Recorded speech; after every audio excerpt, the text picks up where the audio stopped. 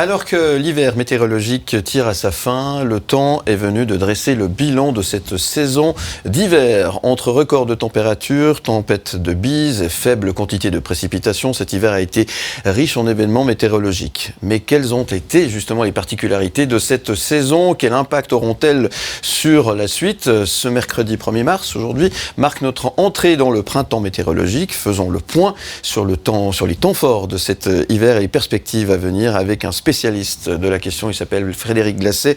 On est très content de l'accueillir. Frédéric Glasset de Météo News. Bonjour. Bonjour Philippe. Et merci d'être avec nous ce matin pour parler de ce premier jour du printemps météorologique. Attention, c'est pas la même chose, hein. Exactement, c'est vrai qu'en météo c'est plus simple. Les saisons durent 3 mois, mais elles commencent le premier d'un mois et se terminent le dernier jour du 3e mois. C'est beaucoup plus simple pour compter, puisque voilà, décembre, 1er décembre, janvier, février, on fait des bilans mensuels, et puis ensuite on prend les 3 mois pour faire le bilan annuel. Puis je dirais qu'en Suisse, ça correspond plus à la réalité météorologique. L'hiver débute généralement avant le 21 ou le 22 décembre, et puis la même chose pour l'été.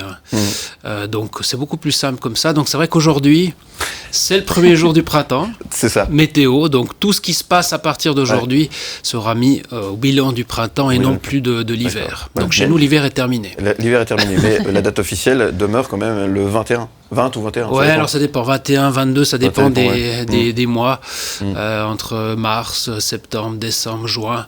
Mais effectivement. Donc, Qu'est-ce qu'on dit à toutes ces personnes qui disent « il y a plus de 16 ans ». Est-ce qu'il y en a déjà eu? C'est ça. Voilà. Mais je dirais que de manière globale, on a une saison froide, on a une saison chaude, et puis on a des entre-deux qui parfois sont chauds, parfois froids. C'est vrai que ces dernières années, ils sont plutôt chauds que froids. Mais on voit que même si on avance vers des années qui sont globalement toujours plus chaudes, ça nous met jamais à l'abri d'épisodes de froid. On en a connu d'ailleurs cet hiver, même si c'est pas la dominante quand on fait le bilan global, quoi. On va faire le bilan justement. J'aimerais juste revenir avant de parler de ce bilan sur cette actu qui est tombée l'autre jour. Le ciel nocturne a été illuminé par des aurores boréales dimanche soir dans le nord de la France. Alors c'est un phénomène apparemment très très rare. Faut-il s'inquiéter? C'est normal ce genre de choses? Alors très honnêtement, c'est la première fois que j'entendais parler. Je pensais qu'il fallait systématiquement aller en Islande, en Finlande, en Norvège pour voir ce genre de phénomène. Donc j'ai aussi été surpris de voir qu'on a pu l'observer sur des latitudes beaucoup plus basses. Alors maintenant, la raison météorologique, on était aussi dans une masse d'air extrêmement froid, sec, venu des pôles. D'ailleurs, on l'a bien ressenti ce week-end. Mais c'est vrai que, alors très honnêtement, j'avais jamais eu connaissance qu'on pouvait observer ce phénomène à des latitudes aussi basses. Alors, s'en inquiéter, je dirais non. Au contraire, je veux dire, si on a la possibilité aussi de le voir, dommage que ça soit pas arrivé jusque chez nous, quoi. C'est dommage. Voilà. J'aurais bien voulu voir ça. Effectivement. Donc, pas d'inquiétude à avoir sur ce genre de phénomène. C'est lié au courant, justement. On a dit ces fonds froids qui sont arrivés du Alors, je pense qu'il y a forcément un lien, et puis en termes d'humidité, qualité de l'atmosphère, mais effectivement, on était en plein air froid polaire à ce moment-là. Alors, quel est le bilan qu'on peut faire sur cet hiver météorologique qui vient de se terminer, finalement? C'était hier, le dernier jour de l'hiver, finalement, au niveau des saisons météorologiques.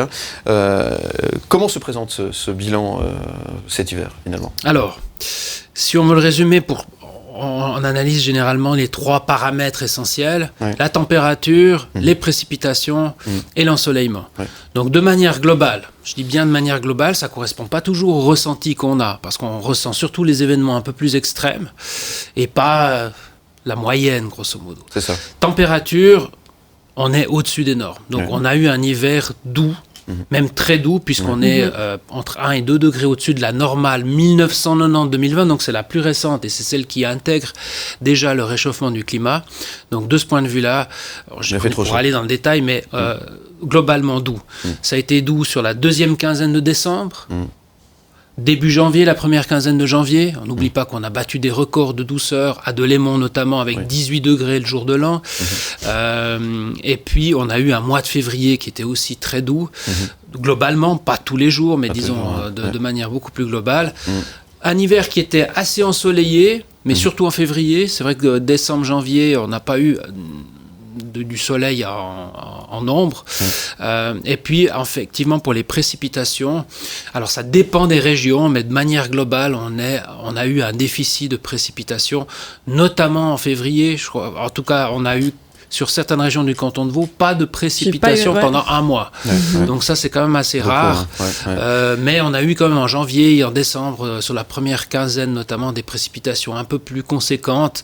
Donc, mais voilà, le bilan global est déficitaire sur les précipitations, mais c'est surtout février qui a creusé le trou. Et puis pas de neige surtout. Alors, peu de neige. Pour les stations, c'était compliqué. Ou peu, Voilà, effectivement, si on n'avait pas eu d'enneigement mécanique, ça aurait été très compliqué.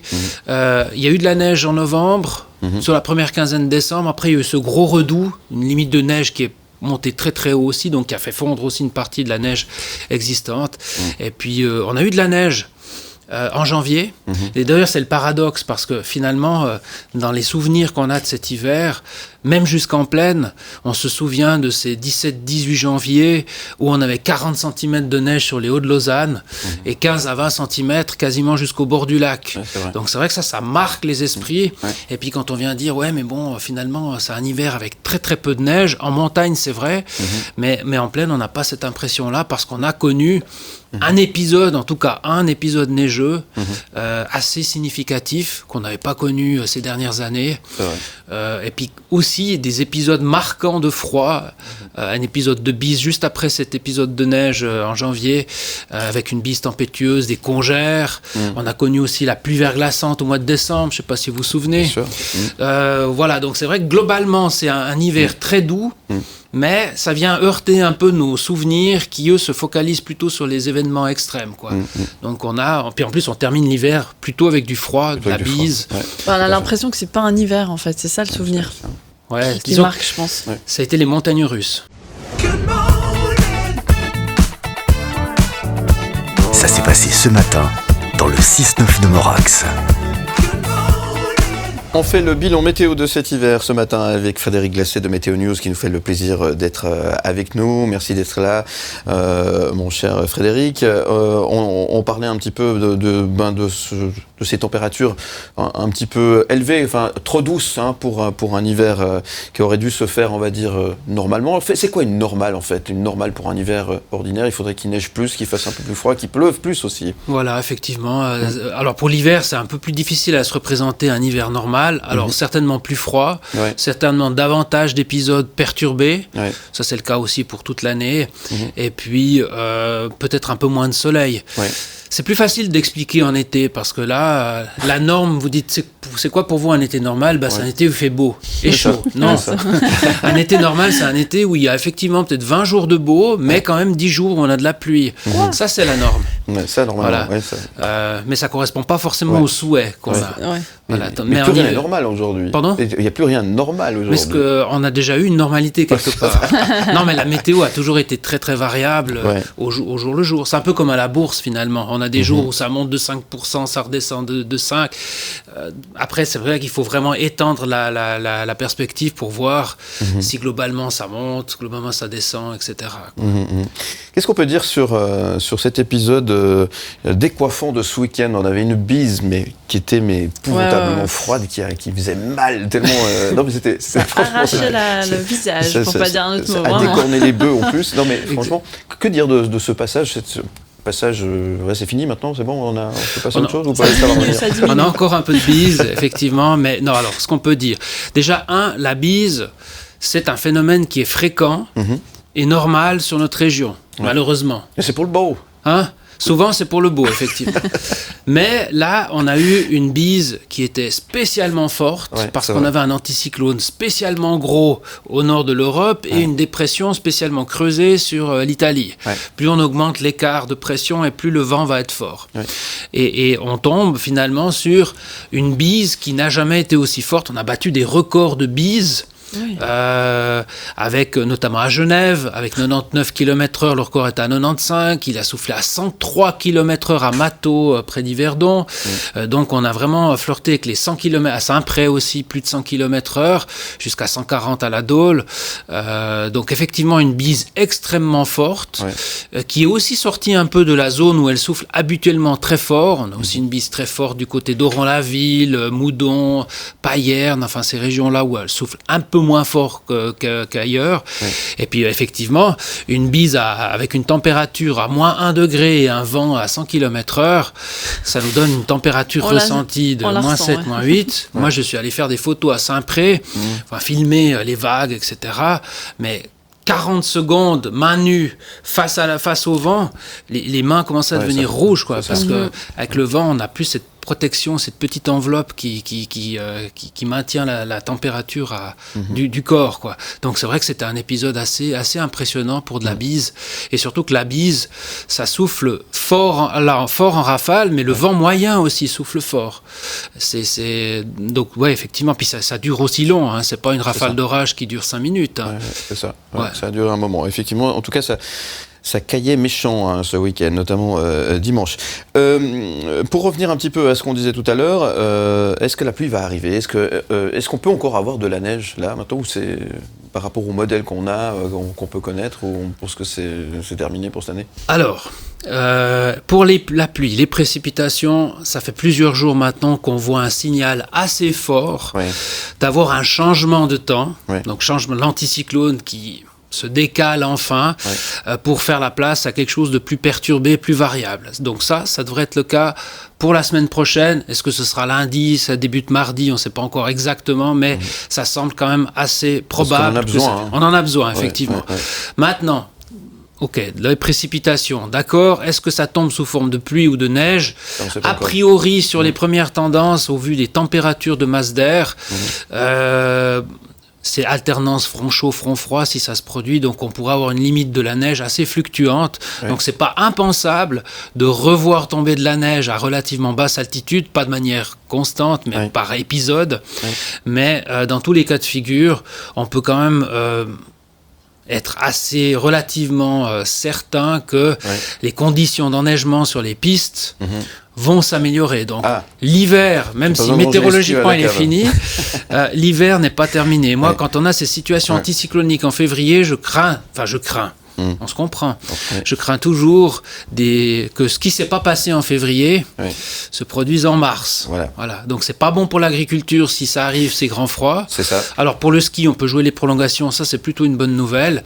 Et puis pour les sportifs de plein air comme moi, qui font du vélo par exemple, on préfère l'hiver en hiver et puis le printemps au printemps. Mais donc on n'est pas à l'abri d'avoir en mars, voire en avril, ces descentes de froid, de la neige, peut-être même jusqu'en mai, on ne sait pas, on verra. Le problème, c'est effectivement l'agriculture, parce que là, il a fait tellement chaud là, durant ce mois de février, il y avait déjà des arbres qui bourgeonnaient. Absolument. Il y a déjà des gens qui ont des premières sensations d'allergie au pollen. Les pollens sont là, ils sont déjà forts. Donc là, c'est compliqué s'il y a à nouveau une vague de froid qui arrive. Alors pour l'agriculture, il n'y a pas de retour en arrière. Donc maintenant, ce qui est en fleurs, la résistance est très limitée. Donc là, effectivement, pour l'agriculture, c'est très dangereux. C'est pour ça qu'il faut plus craindre un réchauffement climatique, parce qu'on pense le climat se réchauffe, donc on aura moins de soucis de gel pour l'agriculture. Au contraire, ça veut dire que les saisons démarrent de plus en plus vite. C'est ça. Et que comme même si le climat se réchauffe, on a toujours des épisodes de froid qui surviennent de manière épisodique, ça augmente la période de sensibilité. Donc je dirais que pour cette année, en tout cas, on a déjà une situation potentiellement critique de ce point de vue-là. Ça s'est passé ce matin dans le 6-9 de Morax. On parle météo ce matin avec Frédéric Glacé de Météo News. Merci d'être avec nous. J'ai vu, Frédéric, que tu as écouté attentivement la météo. Ça va, c'était correct. C'est parfait. C'est de mieux en mieux. Voilà. Ça me fait plaisir. Il ne reste plus que la gestuelle le jour où Elsa pourra avoir un écran de côté. Voilà. On va y arriver. Montrer les choses. Ça vient. Elle assure. Ça vient prochainement. Revenons, justement, on continue de parler météo et revenons à cette tendance pour le printemps. Qu'est-ce qu'on peut dire? On l'a dit, visiblement la pluie devrait faire son retour ces prochains jours. C'est effectivement une bonne nouvelle, mais il ne faudrait pas qu'il fasse trop froid par contre, c'est ça un petit peu... Effectivement, donc pour l'agriculture, maintenant on n'a plus de droit à l'erreur, grosso modo. Donc on sait que prochain épisode de froid, avec l'état d'avancement, ça peut tout de suite poser des soucis, geler, etc. Donc de ce point de vue-là, c'est une contrainte, effectivement c'est un risque. On n'est que le 1er mars, donc la période de gel potentiel est encore longue. On parle toujours de ces fameux seins de glace du mois de mai. Parfois ça peut même se prolonger au-delà, donc...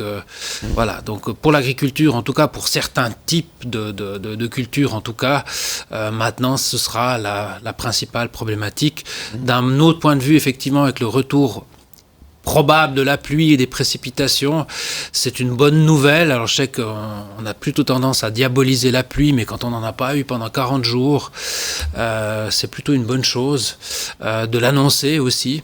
C'est bon pour la nature, c'est bon pour les nappes phréatiques. L'an dernier, on a dû faire des restrictions d'eau potable dans beaucoup de communes. Moi, je suis municipal à Tolochna et je suis responsable de l'eau potable et on a dû justement mettre en place des restrictions, interdiction d'arrosage, de pelouse, etc. Alors, effectivement, si on devait continuer sur cette tendance-là, sans précipitation, on aurait déjà une problématique assez rapidement. Donc là, ce serait plutôt une bonne chose qu'on ait de la pluie. Pas excessive, si possible, pas d'intempéries, effectivement, mais c'est toujours difficile de trouver le juste milieu. Il faudrait qu'ils peuvent longtemps, en fait, un petit peu, mais longtemps, en fait. Un petit peu, mais longtemps, voilà. Donc maintenant, comme on semble qu'on soit sur des cycles assez longs, des périodes anticycloniques calmes, assez longues, il faudrait qu'on ait une période un peu plus variable, assez longue aussi, mais effectivement, plutôt quelque chose qui vienne directement de l'océan et pas ces fronts bloquants où il pleut pendant 3, 4, 5, 6 jours, tout le temps au même endroit, avec les conséquences qu'on connaît, quoi. Et c'est vrai que là, ça nous a tourné autour, parce qu'il ne faut jamais oublier que quand la Suisse bénéficie d'une longue période de temps sec et calme, par effet domino de vases communicants, c'est d'autres régions qui ont de fortes précipitations. On a vu de la neige en Sicile, on a vu des intempéries en Grèce, au sud de la péninsule ibérique, etc. Et puis de manière un peu plus large aussi, ce qui était le cas encore ces derniers jours en Californie, 2 mètres de neige en montagne. Donc ça fait, alors 2 mètres de neige en montagne, ça fait des envieux près de nos stations. Oui, c'est ça, effectivement. Il y a des choses bizarres qui se passent quand même. On n'est pas à l'abri d'une météo extrême encore ce printemps, ça peut encore arriver, il peut y avoir encore des mauvaises surprises, je dirais. Alors, toujours. Mais ça a toujours été le cas. Il ne faut pas oublier qu'un climat qui se réchauffe, c'est la norme. Donc le réchauffement du climat au quotidien, c'est surtout une journée normale où il fait beau, mais il fait plus chaud que d'habitude. On a un peu tendance à associer uniquement les événements extrêmes et donc potentiellement désastreux, qui ont des conséquences dans les bilans humains, bilans matériels, etc., en disant ça c'est le réchauffement. Non, le réchauffement dans sa grande majorité, c'est ces situations pas sexy, si j'ose utiliser cette expression, qu'on a au quotidien, mais au lieu d'avoir moins 2 degrés le matin, il fait plus 1, et puis au lieu d'avoir 8 degrés l'après-midi, il fait 11. Alors oui, c'est agréable. En hiver, il fait quand même frais le matin, puis bon l'après-midi, mais c'est quand même 3 degrés au-dessus de la norme. C'est ça, principalement, le réchauffement du climat. C'est pas une intempérie ici, une intempérie là, ou de vouloir associer tout ce qui est extrême au réchauffement, alors que le réchauffement, c'est la norme, c'est pas l'exception, quelque part. Merci pour ces explications et ces précisions. N'empêche que 1, 2 degrés de plus ou de moins, ça peut tout changer. Ça peut tout perturber, en fait. C'est le cas, en tout cas. Surtout que 1 degré sur une moyenne mensuelle ou une moyenne annuelle, c'est énorme. Voilà, puisque 1 degré de plus, c'est pour une température déjà moyenne sur une journée, on prend les températures heure par heure et on divise par 24, et puis ensuite pour le mois, etc. Donc effectivement, un réchauffement de 1 ou de 2 degrés a des conséquences très très importantes sur le climat chez nous.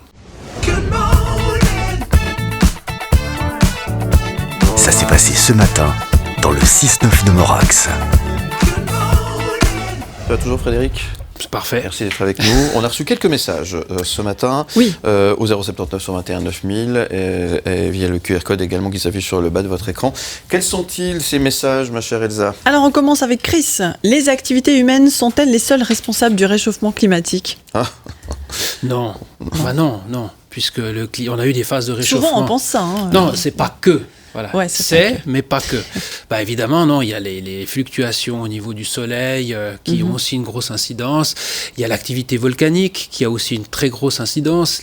Certains gros coups d'arrêt, on va dire, de réchauffement ont été les suites de grandes éruptions volcaniques. Au 19e siècle notamment, c'était le Krakatoa en 1808, j'ai plus les dates exactes, et puis aussi un autre volcan en 1816 qui ont ce qu'on a appelé l'été, l'hiver, non, je n'ai plus l'expression. C'était l'année sans été, voilà. L'année sans été, parce qu'effectivement, si on a une énorme éruption volcanique qui va projeter énormément de particules dans l'atmosphère, ça aura une incidence, parce qu'en fait, évidemment, ces particules se répandent ensuite sur toute la planète, et ça peut avoir, en tout cas, freiné ou stoppé pendant quelques semaines, ou si c'est une grosse éruption, pendant plusieurs mois, voire parfois pendant plusieurs années, le processus de réchauffement, par exemple. Donc, non, c'est pas que l'activité humaine. Voilà, je parlais du volcanisme, le soleil, évidemment, parce que forcément, c'est quand même la première chose, de source de chaleur. Voilà, donc c'est clair que si l'activité solaire devait fondamentalement baisser, on aurait des effets qui seraient quand même assez marqués aussi. D'accord. N'en demeure pas moins que l'humain doit prendre soin de sa planète. On parlait de l'eau tout à l'heure, il ne faut pas gaspiller, il faut faire attention. Aujourd'hui, tout le monde doit prendre conscience qu'on ne peut plus faire n'importe quoi. Absolument, mais ça soulève des questions tabous. C'est-à-dire mais c'est la question que personne n'ose poser, c'est de dire, mais finalement, il y a 100 ans, on était... je crois, peut-être qu'1 milliard, on est 7 ou 8, je ne sais pas combien maintenant, 7 peut-être. Je veux dire, mais c'est quoi le seuil maximum pour qu'on puisse vivre correctement, avoir de la nourriture en suffisance et sans mettre complètement à mal la planète. Est-ce qu'on peut monter à 9, à 10, à 11 voilà, c'est des questions que personne n'ose poser, effectivement, parce que il y a l'humain derrière. Bien sûr, voilà. C'est un vrai problème, effectivement. Une dernière question, parce que le temps passe très très vite. Alors, Sidonie, pourrions-nous survivre sans la couche d'effet de serre sur la planète ? Non. Ah non. Quelle est la température moyenne, en fait, s'il n'y a pas cette couche d'effet de serre ? Je ne pourrais pas dire. Franchement, et j'ai pas Google, là, je ne peux pas regarder. Non, mais je ne sais pas par cœur. Mais effectivement, s'il n'y a pas l'effet de serre sur la planète, on ne vit pas. Ou alors, on a des nuits à moins 80 degrés. Donc c'est quand même et puis des jours à plus 70 ou plus 80, peut-être. Voilà. Ah oui. Alors, c'est important, mais effectivement... ça régule quand même... Absolument. De toute façon. Sinon, ce serait impossible de vivre, en tout cas pour nous, sur la planète. Bon. Là, tout ça nous dit simplement qu'il faut revenir pour parler. C'est vrai. On pourrait faire une deuxième heure pour parler parce qu'on a reçu pas mal de questions. Effectivement. En tout cas, merci pour toutes ces questions qui sont arrivées. Alors malheureusement, vous l'avez vu, le temps passe très vite. On va pas pouvoir revenir sur toutes les questions. On les garde bien au chaud pour la prochaine fois. Merci beaucoup, Frédéric Glacé, d'être venu nous parler, nous faire un bilan de cet hiver. Qu'est-ce qu'on peut dire aujourd'hui, peut-être pour terminer avec une note peut-être optimiste, un peu positive quand même, c'est pas si mal cet hiver qu'on a eu finalement. Ça aurait pu être pire. Il y a certains qui n'aiment pas le froid, qui n'aiment pas la neige, donc ces gens-là ont eu un hiver plutôt tranquille, effectivement. Non, moi j'espère qu'on a juste un printemps qui s'annonce un peu plus humide parce qu'on a besoin d'eau. Et puis, voilà quoi. Nous, ce qu'on craint toujours, c'est les extrêmes, c'est les situations catastrophiques, et ça, on en a tout le temps. Donc, Voilà, si on peut avoir un printemps humide mais sans catastrophe ou sans excès, Ça sera bien. je signe au fond de la page. Bon, eh ben, merci en tous les cas d'être venu nous parler de météo ce matin. Tout bon. Et puis, avec un petit peu d'avance, c'est votre anniversaire c'est ton anniversaire la semaine prochaine. Ouais, pile dans une semaine. Alors, bon anniversaire. Juste avec un avant petit le peu tien, d'avance. dans quelques semaines. Pas dire. Bon anniversaire alors.